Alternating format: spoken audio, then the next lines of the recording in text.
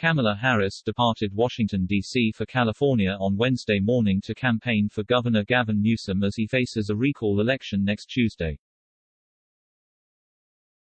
The vice president will take a day trip to her native Bay Area to headline a rally for Newsom, rescheduling a trip she was supposed to take last month that was delayed after 13 American troops were killed in a terror attack by ISIS-K outside the Kabul airport in Afghanistan.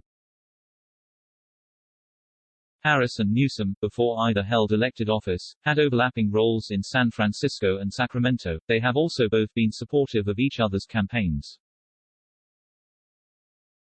The two were sworn in on the same day in January 2004 when Newsom became San Francisco's youngest mayor in more than a century and Harris made history as California's first black district attorney.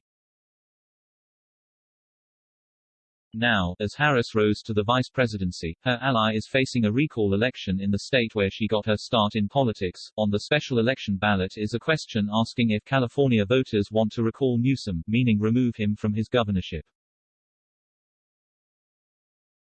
The second question asked if he were removed, who Californians would want him replaced with. Harris, however, is facing her own criticism after she backed a bail fund for an alleged domestic abuser in Minneapolis who has now been charged with murder. George Howard, 48, was bailed out by the Minnesota Freedom Fund (MFF) on August 6 after being held on an $11,500 bail on charges of domestic abuse.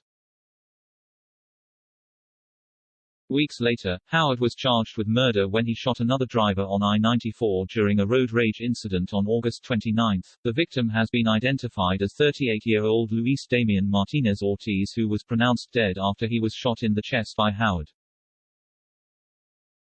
MFF's work, which helped free Howard, was promoted by Harris during her campaign last year. If you're able to, chip in now to the @MN Freedom Fund to help post bail for those protesting on the ground in Minnesota, Harris tweeted.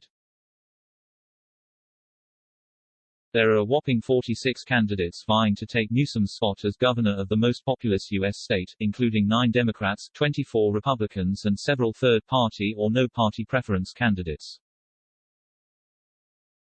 Some of those with the most media attention and polling stats so far are Democrat YouTuber Kevin Kiley and Republicans John Cox, a 2018 gubernatorial candidate, radio host Larry Elder, former San Diego Mayor Kevin Faulconer, California State Board of Equalization member Ted Gaines, former Olympian and television personality Caitlyn Jenner, and Assemblyman Kevin Kiley.